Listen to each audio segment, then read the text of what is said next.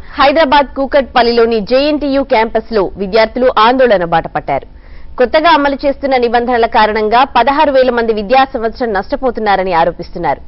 అసలు ఏ రూల్స్ విద్యార్థులకు ఇబ్బందిగా మారాయి? దీనిపై యాజమాన్యం వివరణ ఏంటన్నది మా కరెస్పాండెంట్ నరేందర్ అందిస్తారు. కొత్త రూల్ తీసుకొచ్చింది. కొత్త రూల్ వల్ల దాదాపు 3,000 పైగా మందిగా బీటెక్ థర్డ్ ఇయర్ విద్యార్థులందరూ కూడా డిటెండ్ అయ్యారు. ఇదే విషయమై పెద్ద సంఖ్యలో విద్యార్థులు, విద్యార్థి సంఘ నాయకులు కూడా పెద్ద సంఖ్యలో ఇక్కడ కూకట్పల్లి జేఎన్టీయూ అడ్మినిస్ట్రేటివ్ బిల్డింగ్ ముందు వచ్చి ధర్నా నిర్వహిస్తున్నారు. మరింత సమాచారం వాళ్ళని. సో చెప్పండి, అసలు మీరు ప్రధానంగా ఎందుకోసం ఇక్కడ ఈ ధర్నా నిర్వహిస్తున్నారు?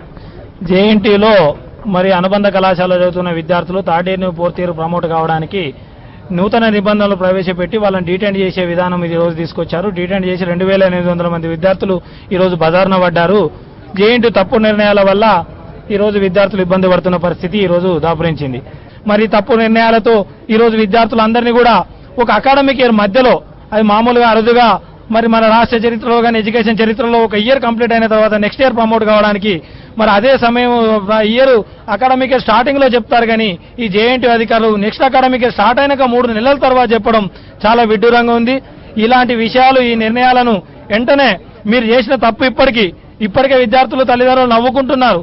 అలాంటి పరిస్థితిని ఇంకా పూర్తిగా యూనివర్సిటీ పరిస్థితిని బజారుకి ఇడిచి మరి అటు ప్రభుత్వాన్ని చెడ్డ పేరు తెచ్చి ఇటు విద్యార్థులు ఏదో వ్యతిరేకంగా పోరాటం చేస్తున్నారనే విధంగా వ్యతిరేక ముద్రలు వేసే ప్రయత్నం చేయకండి.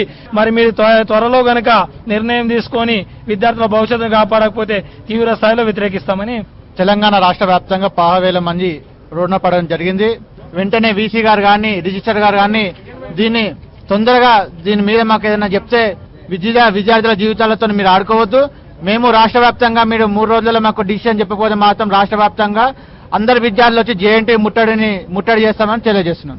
R09 బ్యాచ్ విద్యార్థులు ఏదైతే ఉన్నారో వాళ్ళని కూడా సేమ్ ఇదే పరిస్థితికి గురైనారు.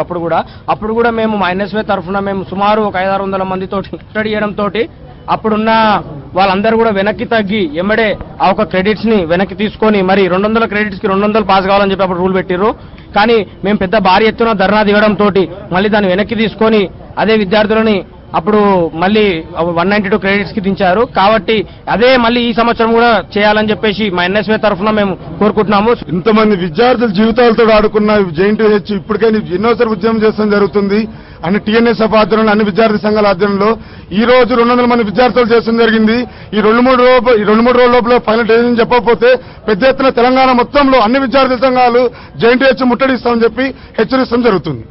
మొత్తం చూసుకుంటే మొత్తం విద్యార్థులు, విద్యార్థి సంఘాలు కూడా పెద్ద సంఖ్యలో ఇక్కడ నిరసన చెప్తున్నారు.